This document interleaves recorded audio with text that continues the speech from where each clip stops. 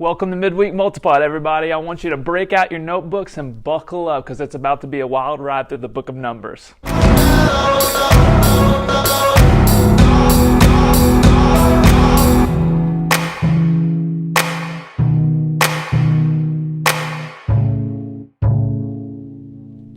So today we're going to be zooming through the book of Numbers, and I don't know if you've read this book before. It may be an obscure Old Testament book to you, but man, I hope that goodness gracious that you can see the beauty in this, and I hope to tie it all together and kind of give you this big picture view of what God is doing here. So to really look at where we're at in this story. So God has built a nation through Abraham, and that nation was enslaved in Egypt, but God has brought them out of slavery, out of Egypt, and He has brought them out, and in the desert they go to this mountain called Sinai, and God makes a covenant with them, but we saw where they almost immediately break this covenant with God. So they're at the foot of Mount Sinai, and they are receiving these laws, this covenant, and the question is, what's going to happen next? And God still stays with these people and says, I'm going to lead you to the promised land. So where we're at in the story is they've received these laws, the covenant.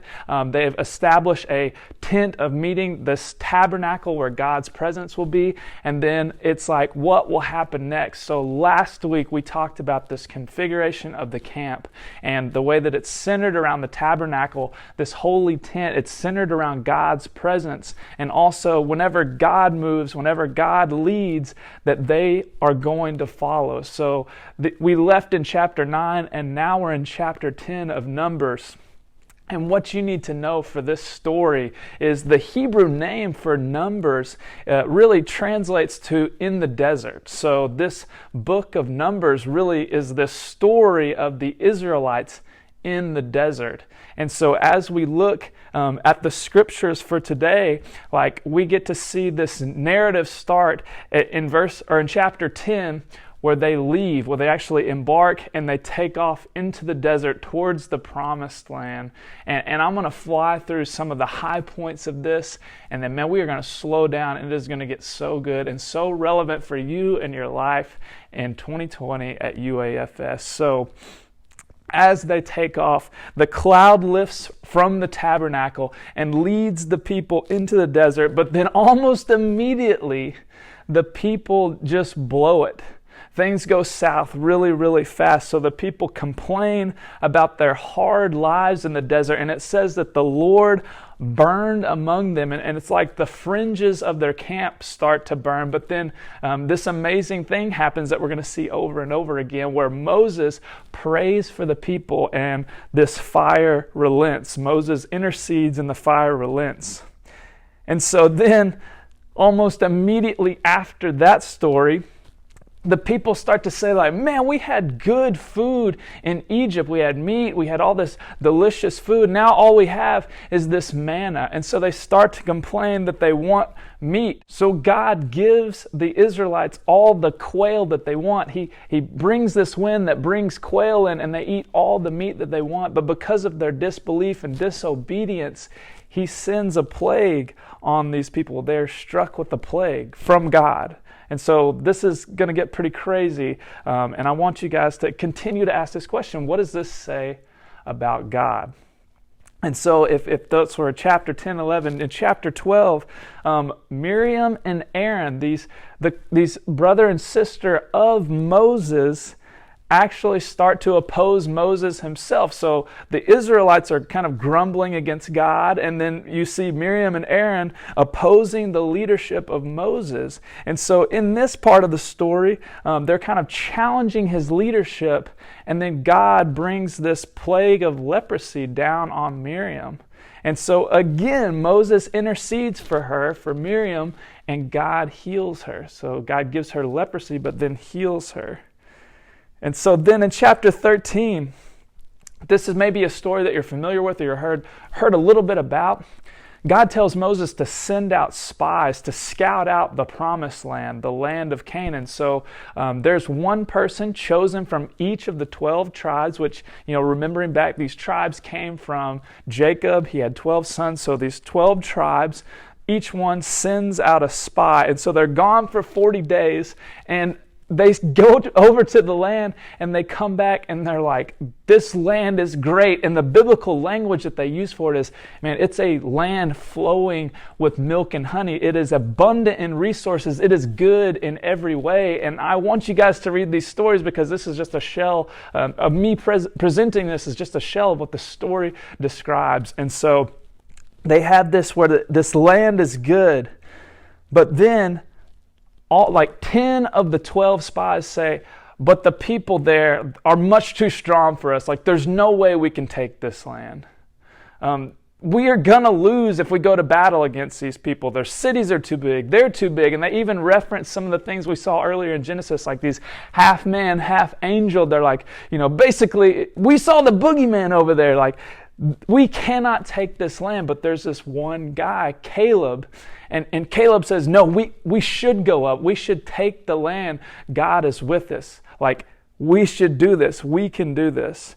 And so after this, you have Joshua sort of backing Caleb up on this, like a little bit later in the story. But basically, 10 say, no, we can't do it. And 2 say, no, we can. God is with us. So in chapter 14, the people get stirred up. Like, things keep getting worse and worse. The people get stirred up, and they say, like, we should just appoint a new leader. Let's get a new leader. Like, let's do away with Moses, and let's have someone take us back to Egypt. And can you imagine the thought process in that? Let's just go back to Egypt. Let's just go back to slavery. And this is where it gets crazy. God says, I'm going to destroy these people. And it's reminiscent back in Exodus that, the lesson that Dylan taught, Exodus 34. So again, you have God saying, I just want to wipe these people clean. I want to destroy them. And Moses, I want to start over with you. I'll just build you into a great nation. And again, I want you guys to write a note here. I'm looking at chapter 14.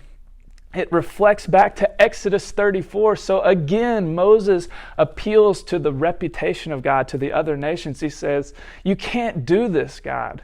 Like, people will just say that you weren't able to bring these people into the promised land. Like, you did not have the power. And then he appeals to his character. And much like Dylan said, like, we have to know the character of God to appeal to the character of God.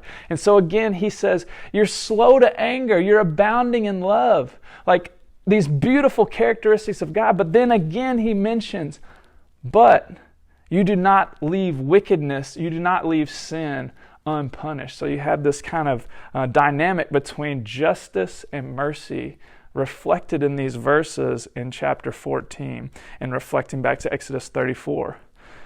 So essentially, God gives the people what they want.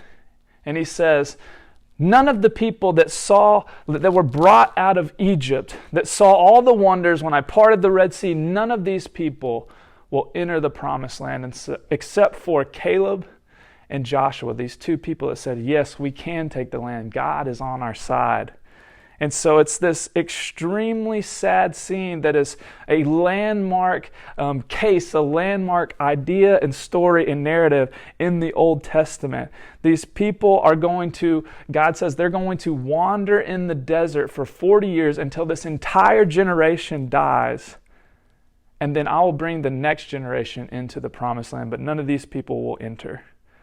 And so God strikes the 10 spies who did not believe. He strikes them down with a plague. And the rest of these people are sentenced to wandering in the desert for the rest of their lives. And only Joshua and Caleb will enter.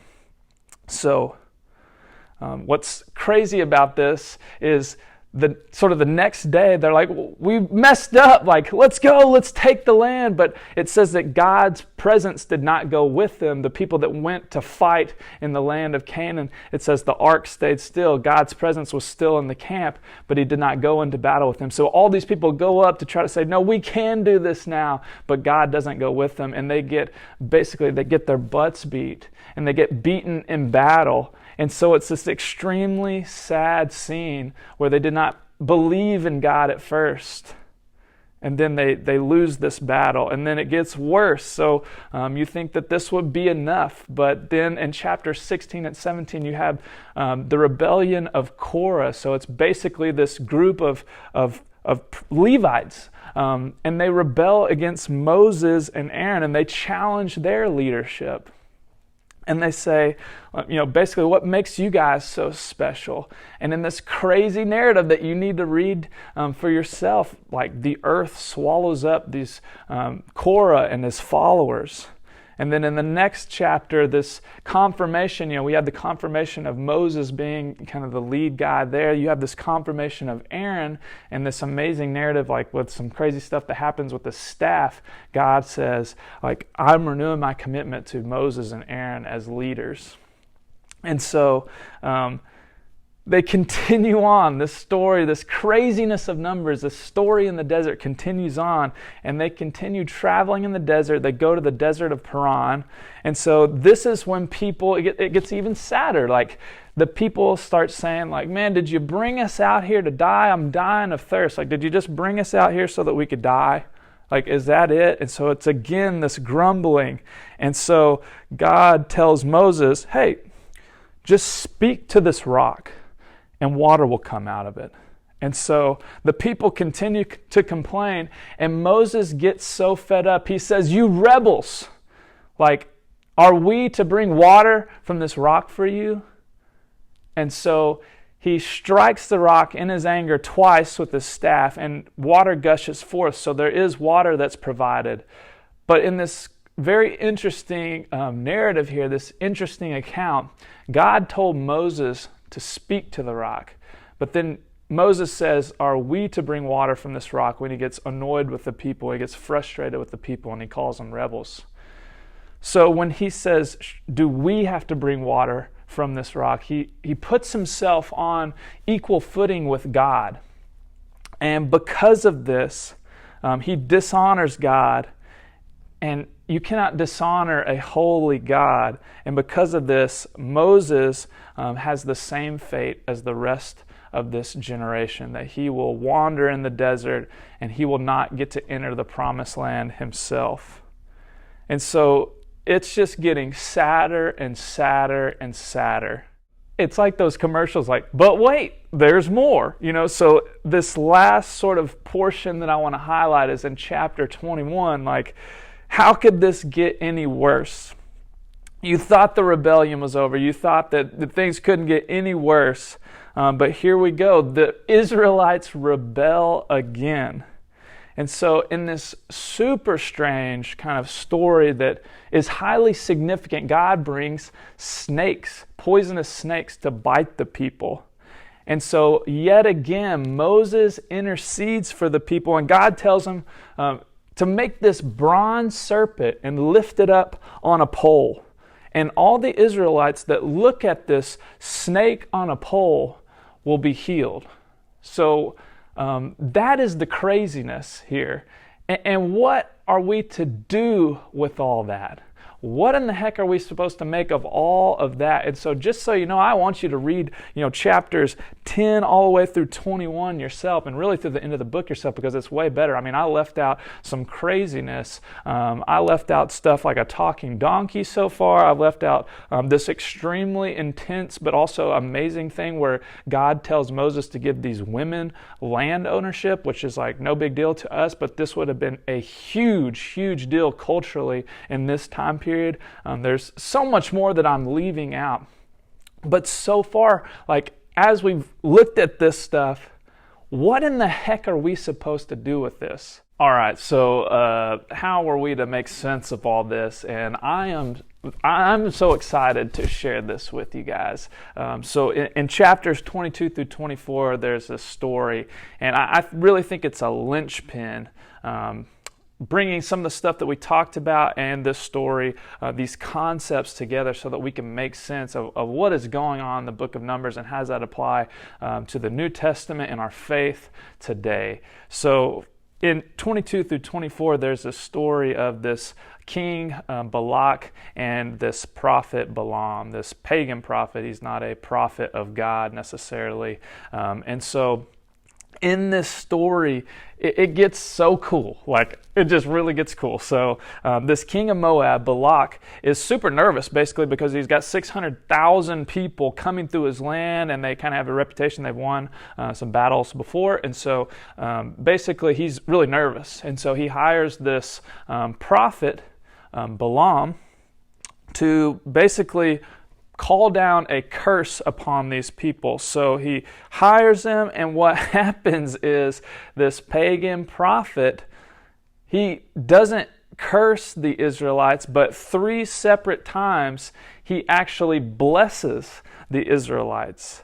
And so you can see this in Numbers chapter 24. And in verse 9, after he blesses them for the 3rd time, it's amazing because he echoes back, this pagan prophet echoes back to Genesis 1:3 that we've talked about this whole semester. Like, that God is going to build a nation through Abraham, and he's going to bless all nations through this nation, and he's going to bless who he's going to bless, and he'll curse who he'll curse. So in 24:9, Balaam says, the same thing. He blesses the Israelites when he's getting paid by this king to curse them. And he says, may those who bless you be blessed, and those who curse you be cursed. And it's like almost like all this stuff ties together. And so I hope that you're starting to make some connections here. But just down the way in chapter 24, he prophesies for a 4th time, or gives this oracle. And so in chapter 24, verse, I believe it's 17, he says this: a star will come out of Jacob, a scepter will rise out of Israel. He will crush the foreheads of Moab, the skulls of all the sons of Sheth. And he goes on to say a whole lot more than that. But I hope that you remember, all the way back when we were studying Genesis, I mentioned that these 12 sons of Jacob, there was this one called Judah. And so we have the tribe of Judah. We talked about it last week. They're the ones that lead. And I made a connection to Jesus there. But in Genesis chapter 49, verses 10, it says this. This was a blessing towards the end of Jacob's life. He's blessing his sons. And to Judah, he says this in Genesis 49:10, the scepter will not depart from Judah, nor the ruler's staff from between his feet, until he comes to whom it belongs. And the obedience of the nations is his. So essentially there's this concept that this scepter, this ruler, will come to the tribe, or from the tribe of Judah. So a ruler will come from the tribe of Judah, and his rule and reign will never depart. And so then again, this pagan prophet in Numbers says that a star will come out of Jacob, a scepter will rise out of Israel that will crush essentially his enemies. This is awesome stuff. And so how are we to make sense of all this? So what you need to know, and I want you to do some research, maybe Google this. There is a concept of the Messiah in the Old Testament. And the most common depiction of the Messiah in the Old Testament is, God making his enemies a footstool for his feet. So this picture of the Messiah with his foot on the necks of his enemies. And I hope that that's graphic, and you may be like, well, that's kind of weird. Like, I don't know if I like that. So there's this concept going on here that there's going to be a ruler come out of Judah. Out of Jacob there will be a star. Out of the tribe of Judah there will be a ruler with a scepter, and his rule and reign will last forever, essentially. This ruler bringing justice and judgment down upon his enemies. So all this ties together with the concepts of justice and the concepts of grace. And so all of this working together, and I want to reference back to that weird bronze snake thing, and it's like, what in the world is that? I think all of this ties together, and it's really, really beautiful. I think that this whole narrative is speaking to the attributes or characteristics of God that he is both just and that he is also both merciful. So God is just and God is merciful.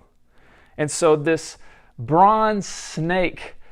It's like God brought justice on these unfaithful people, these grumbling Israelites. He brought justice on them by sending these snakes. So the snake is a symbol for justice and judgment.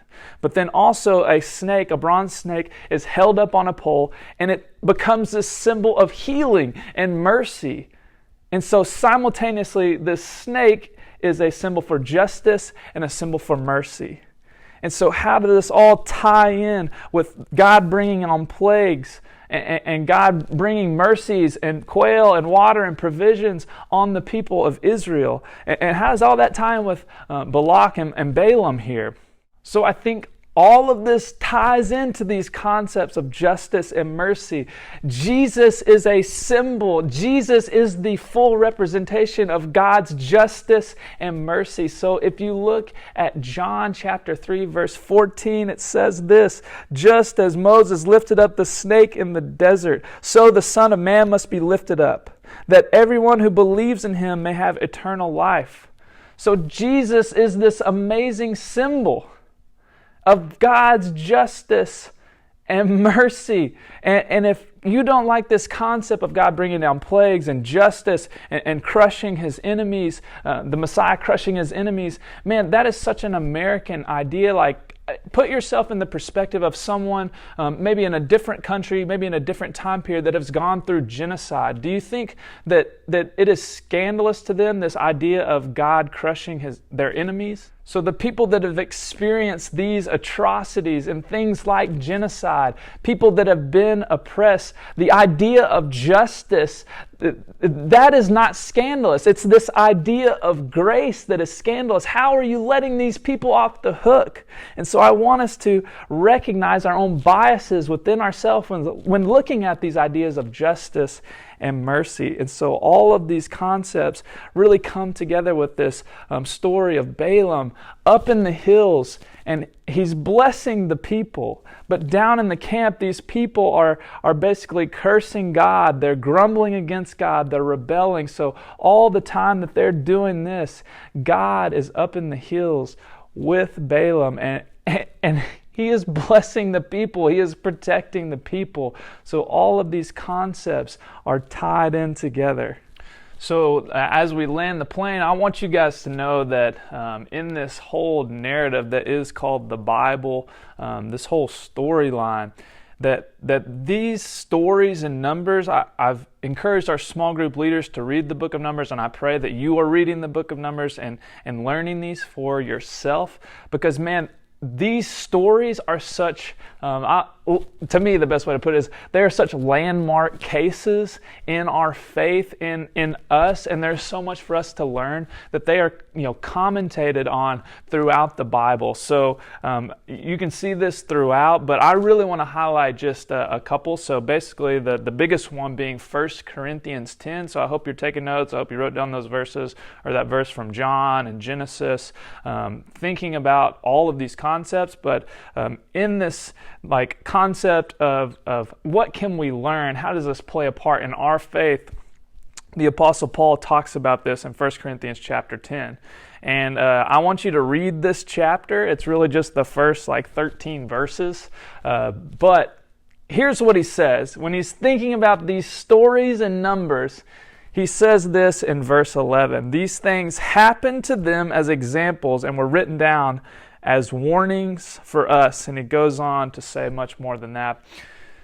But as we think about these stories, the Apostle Paul says, and this was written down as a warning for us. And so as I think about this stuff, I think about my father. So in thinking about old Todd Richards, I know that it's dicey to talk about families. It's certainly dicey to talk about fathers, but I'm just going to say it, with unashamed, basically. My father is just a really good dad, and man, I have just benefited so much from his leadership and his personality. My dad asked me how my day was every day when I got home from school.